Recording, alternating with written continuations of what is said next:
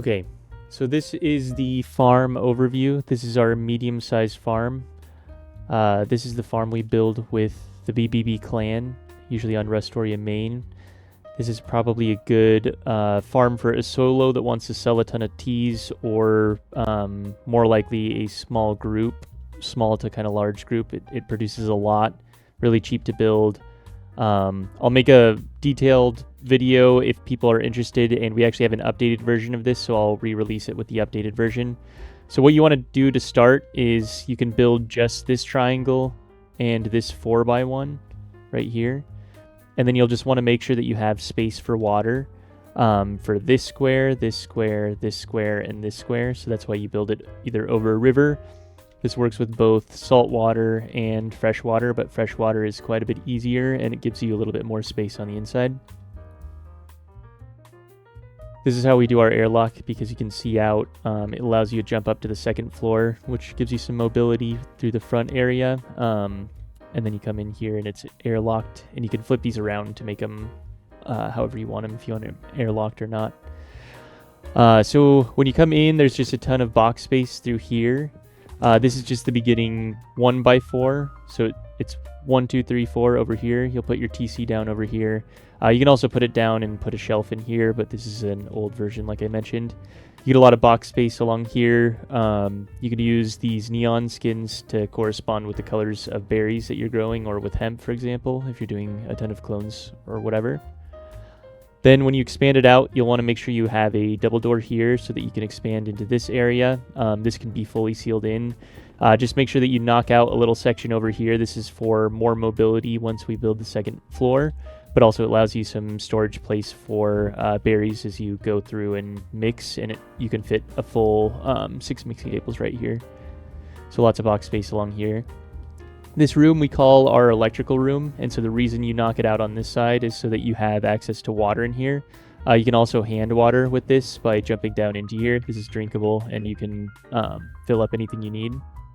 You can also knock these ones out. The reason these are made of twig is because if you're going to do an ocean farm, you have to make sure to have more pumps, because you'll require a little bit more water with the filters. You'll also need a little bit more space, so you can either figure out a way to put the pumps over here, or there's I'll go into more detail with the video that I release with the full new base, the revised base. So for the bottom floor, you need 2 pumps. You'll need 8 total sprinklers. You'll need 6 total lights and 4 total heaters for the first floor. And then we'll talk about the second floor in a second. So these lights will reach these 4 planter boxes. This one will reach these 4, and so on.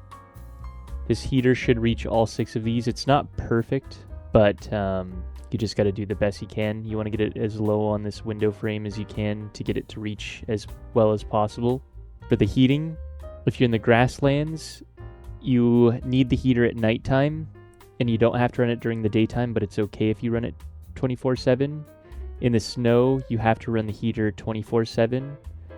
And then in the desert, you have to make sure that the heater's off during the daytime and on during the night.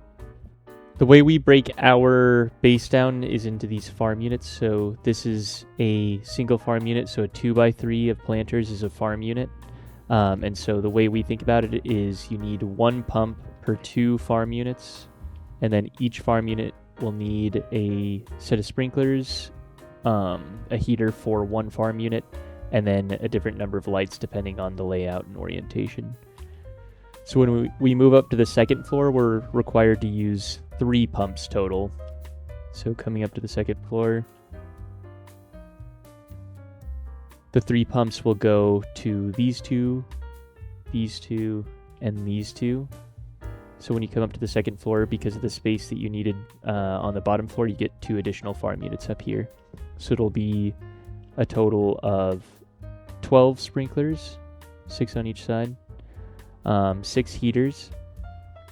Then up here, it's a little bit weird, so you need 10 lights. So the layout's a little bit weird, so over here you have kind of a double coverage of a section, but that's just how the math works out. And then from the second floor, we have these jump ups to the top. We can do half roofs, you can do the roof slant, whatever you prefer. and then we usually do a heli garage on this top area. When we go through the revised version, we'll show you guys how you can get some additional box space through here as well, and how we do the heli garage on this. But the main important part is just make sure that you have these to section off the water distribution.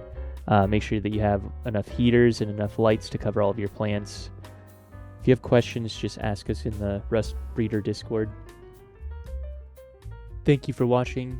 Don't forget to subscribe so you can watch the revised version when we release that, which should be in the next couple weeks here.